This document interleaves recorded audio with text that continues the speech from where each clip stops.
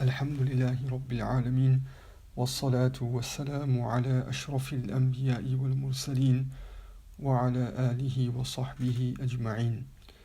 All praise is for Allah, all gratitude is for Him, and we ask Him to send His choicest salutations of peace and blessings upon our Master and Liege Lord Muhammad. Our discussion is entitled Uniting Mind, Body and Soul. It is from the remarkable and the miraculous beauty of Islam that all elements of the human identity are fused together seamlessly. The spiritual heart, with its need for timeless truths and values, the intellect, with its need to conceive and chart a course for a life of freedom and happiness, and the senses and limbs with their energetic need to do, to affect, to change. Heartless spirituality, irrational belief, and hollow mechanistic action have no place in Islam. Allah tells us in the Qur'an, by the passage of time, surely humankind is in loss, except those who believe and do goodness, and counsel one another to truth, and counsel one another to patience. Those who believe. Change begins with belief, and the residence of belief is the spiritual heart, or the qalb. The heart is the locus of all normative perception, experience and will. It is the fire of belief that sparks all movement and action.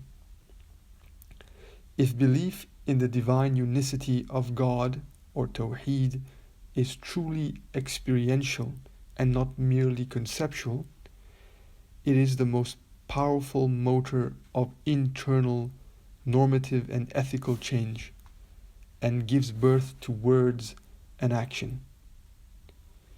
If that ethical change is true, it must reflect in character that is animated by divine values and virtue.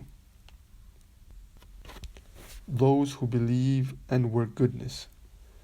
The works of goodness that follow belief are the emotional and physical manifestations of the exigencies of divine unicity and its values of loving mercy, justice, equity, kindness, moderation, love, and generosity, all first manifested within me, in my worship and in my relationships. If I do not change, I cannot be an agent of meaningful change for others.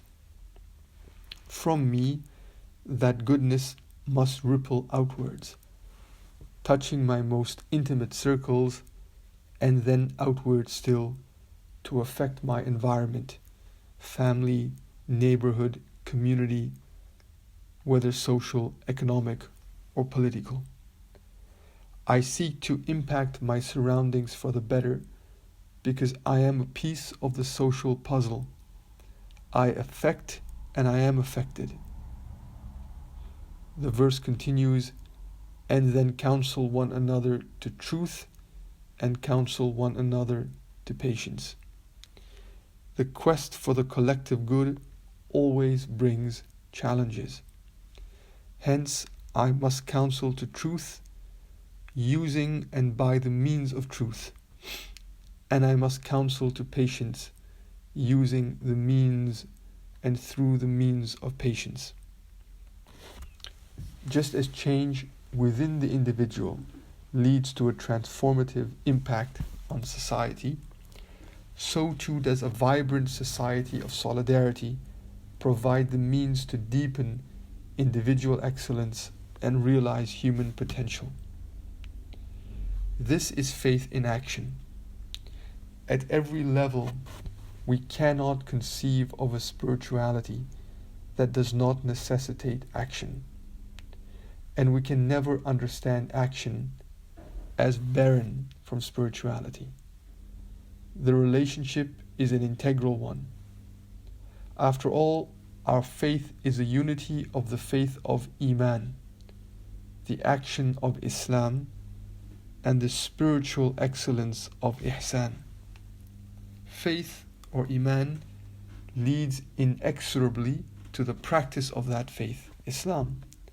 And the practice of faith leads to a heart that testifies to the divine presence by the realization of divine values as a permanent and stable feature of one's character.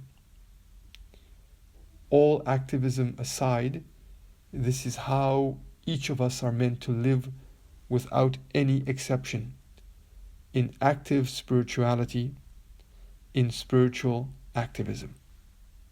Wassalamu alaikum wa rahmatullahi wa barakatuh.